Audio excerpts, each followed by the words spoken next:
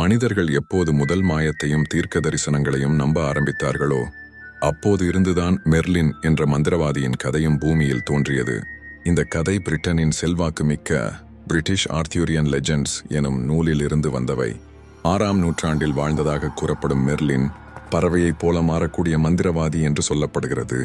குறிப்பாக Jeffrey of மான்மூத் எழுதிய ப்ராஃபிட்டியா மெர்லினி மற்றும் ஹிஸ்டோரியா ரேகும் பிரிட்டானியாய் போன்ற நூல்களில் மெர்லினை பற்றி குறிப்பிடப்பட்டுள்ளது. இந்த நூல்கள்தான் ஆர்தர் மன்னனின் வரலாற்றையும் மெர்லினையும் இணைத்தது. இன்றைய பதிவு மெர்லினின் கதையை ஒரு புதிய பார்வையில் சொல்லப் போகிறது. இது மரணத்தையும் மாயத்தையும் கடந்த ஒரு நபரின் கதை என்பதில் மாற்றமில்லை.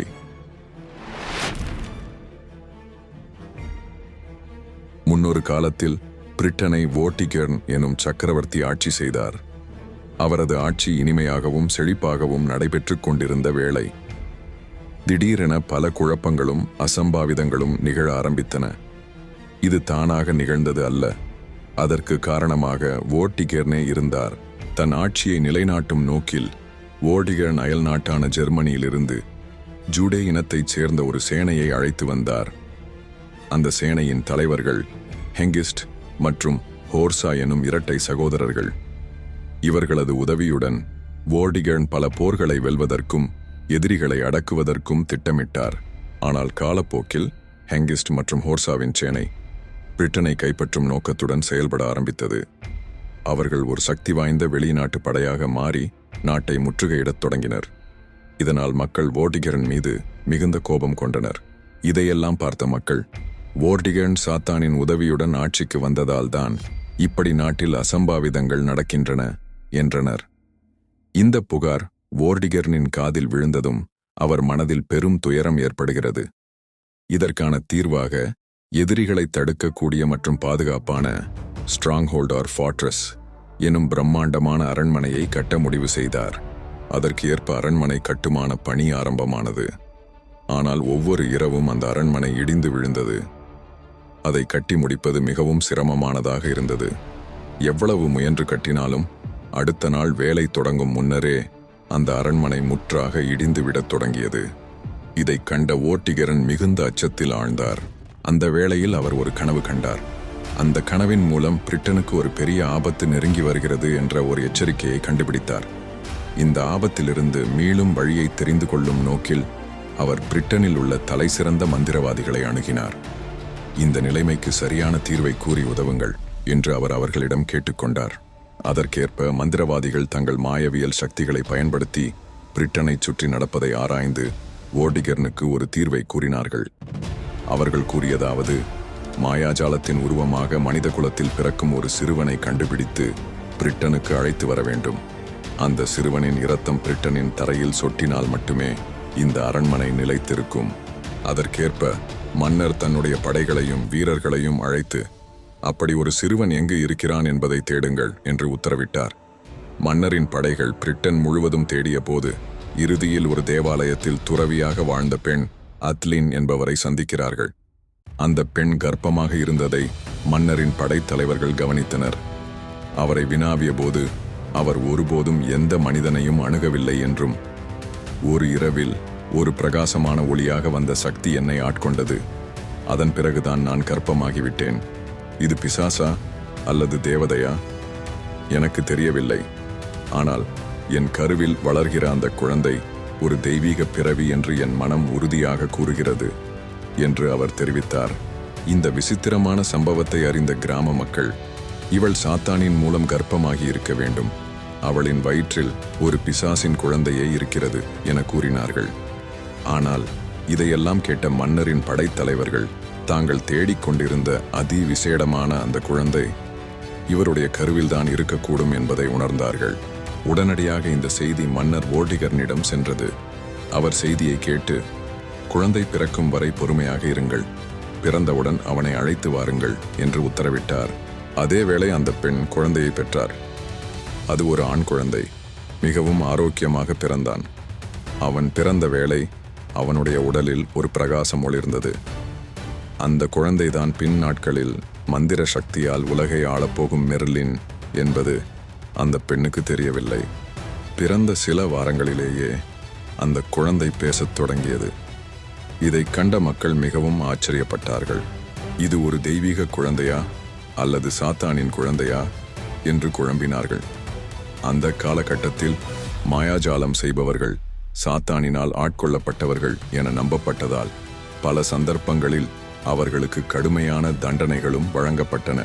இந்த சூழ்நிலையில் இந்த குழந்தையை வளர்ப்பது சிரமமாக இருக்கும் என்று எண்ணிய அந்த தாய் குழந்தையை ஒரு துணியில் சுருட்டி அருகிலிருந்த ஒரு மடத்தின் வாசலில் விட்டு விடுகிறார். அந்த குழந்தையை கெல்டிக் மதத்தைச் சேர்ந்த ட்ரூயிட் என அழைக்கப்படும் ஒரு மத துறவி கண்டெடுக்கிறார். அவர் அந்த குழந்தைக்கு மெர்லின் என்று பெயர் சூட்டி குழந்தையை பாதுகாப்பாக எடுத்து வளர்க்கிறார்.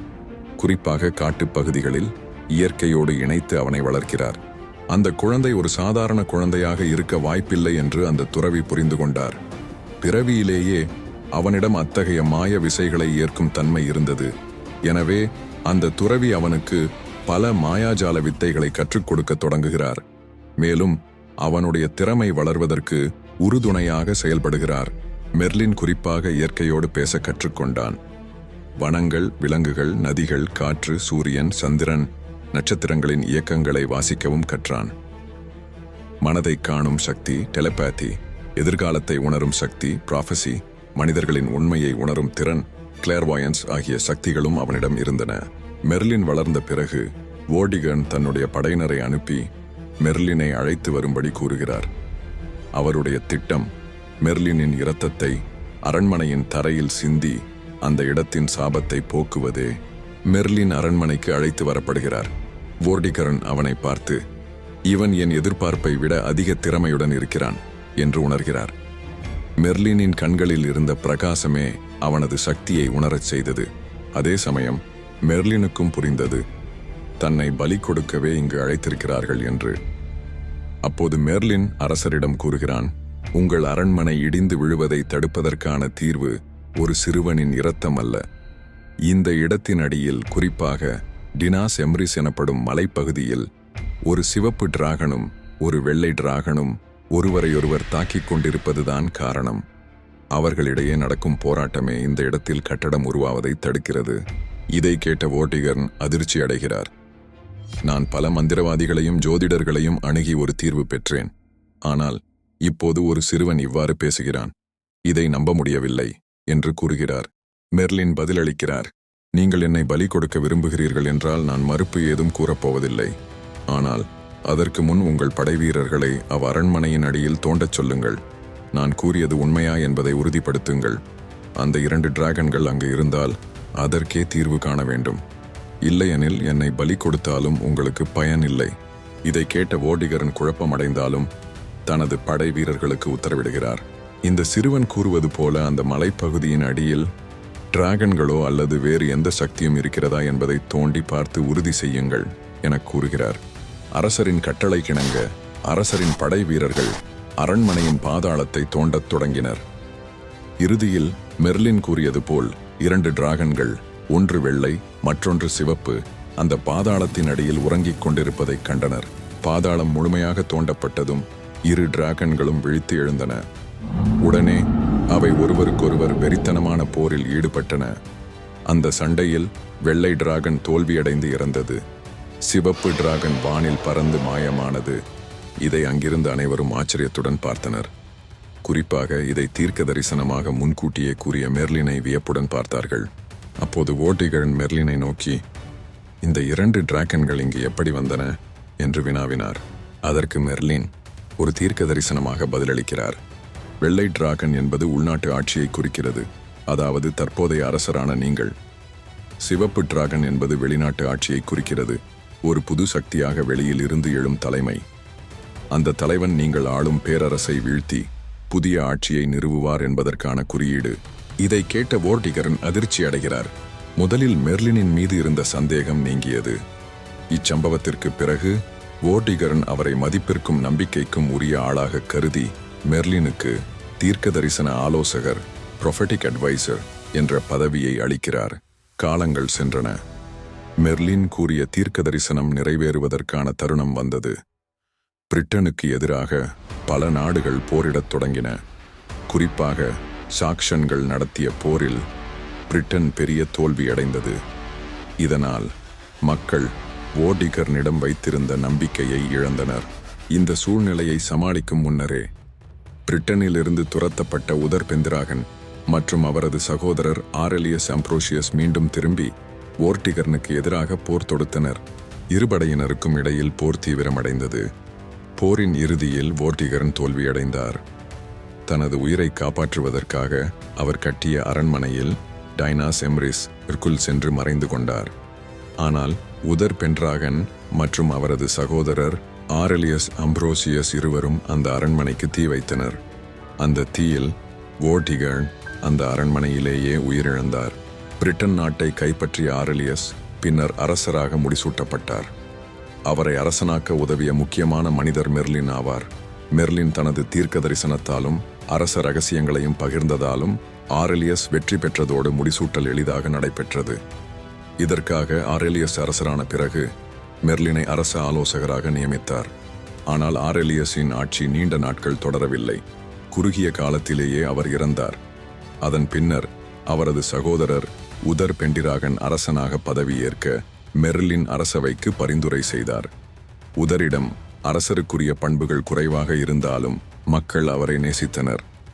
எனவே மக்கள் விருப்பத்தை கருத்தில் கொண்டு அவர் அரசனாக முடிசூட்டப்பட்டார். அரசனான பின் மெர்லின் அவருக்கு முக்கிய ஆலோசனையாளரானார். அவரது தீர்க்க தரிசனங்களும் மாய வித்தைகளின் உதவியுடன் உதர் பல போர்களில் வெற்றி பெற்றார். காலம் கடந்தது. உதர் அயல்நாடு ஆன கார்ன்வால் நாட்டின் ராணியான ஐக்ரேன் மீது காதல் கொண்டார். ஆனால் ஐக்ரேன் ஏற்கனவே திருமணமானவர். அவர் கணவர் கார்ன்வால் நாட்டின் டியூக் கோர்லோய்ஸ் ஆஃப் கார்ன்வால் ஆவார். உதர் தனது காதலை மெர்லினிடம் பகிர்ந்தார். அதற்கு மெர்லின், இது சட்டவிரோதமானது, ஏற்கனவே திருமணமான பெண்ணை விரும்பி அவளை திருமணம் செய்யும் எண்ணம் தவறு என்று கூறினாலும் பின்னர் உதவ முன்வந்தார். ஆனால் இந்த திருமணத்திற்கு நான் உதவினால் எனக்கு நீங்கள் கைமாறாக ஒரு விடயம் செய்ய வேண்டும் என்று கூறுகிறார். உங்கள் இருவருக்கும் பிறக்கும் முதல் குழந்தையை நீங்கள் எனக்கு தர வேண்டும். அவனை நான் வளர்ப்பேன். உதர் இந்த நிபந்தனைக்கு ஒப்புக்கொண்டார். அதன்படி ஒரு நாள் கோர்லாய்ஸ் போருக்கு சென்றதை அறிந்த மெர்லின் தனது மாய வித்தையை பயன்படுத்தி உதரின் உருவத்தை கோர்லாய்ஸின் உருவமாக மாற்றுகிறார். அவரின் சாயல், குரல், உடலமைப்பு அனைத்தும் பூரணமாக மாறியது. பின்னர் உதரிடம், இன்று இரவு இப்ரைனிடம் செல் என்று கூறி அனுப்புகிறார். அதன்படி உதர் கோர்லாய்ஸின் உருவத்தில் இப்ரைனிடம் சென்று அந்த இரவை அவளுடன் கழிக்கிறார். இப்ரைன் தனது கணவரே வந்திருக்கிறார் என்று எண்ணி அவருடன் இருக்கிறார். அதே இரவில் உண்மையான கோர்லாய்ஸ் போரில் உயிரிழக்கிறார். மறுநாள் அவருடைய மரண செய்தி இப்ரைனின் காதில் விழுகிறது. ஆனால் அந்த செய்தியை இப்ரைன் நம்ப மறுக்கிறார். காரணம், நேற்று இரவு என் கணவர் என்னுடன் தான் இருந்தார் என்று கூறுகிறாள். அந்த நம்பிக்கையுடனே வாழும் இப்ரைன் சிறிது காலத்திலேயே கர்ப்பமாகிறாள். அவளுக்கு பெருகாலமும் வந்தது. காமலாட் அரண்மனையில் இக்ரைன் ஒரு அழகான ஆண் குழந்தையை பெற்றெடுத்தாள். அவர்தான் ஆர்த்தர். ஆர்த்தர் பிறந்த அதே இரவில் மெர்லின் யாருக்கும் தெரியாமல் அரண்மனைக்குள் நுழைந்தார். தனது மாயவித்தையின் மூலம் அந்த இரவில் நடந்த நிகழ்வுகளை, குறிப்பாக அவளுக்கு ஒரு குழந்தை பிறந்ததை இக்ரைனின் நினைவிலிருந்து முழுமையாக அகற்றுகிறார். அத்தோடு இக்ரைனுக்கு தெரியாமல் குழந்தையை எடுத்து செல்கிறார். யார் இந்த ஆர்த்தர்? பின் நாட்களில் இவர் மூலம் நடைபெறவிருக்கும் அதிசய நிகழ்வுகள் என்ன? இந்த லெஜெண்ட் ஆஃப் ஆர்த்தர் கதையின் அடுத்த பகுதியில் தந்திர அறிவிலும் மாய வித்தைகளிலும் சிறந்து விளங்கிய மெர்லின் பற்றிய மர்மங்கள் மேலும் வெளிப்படும்.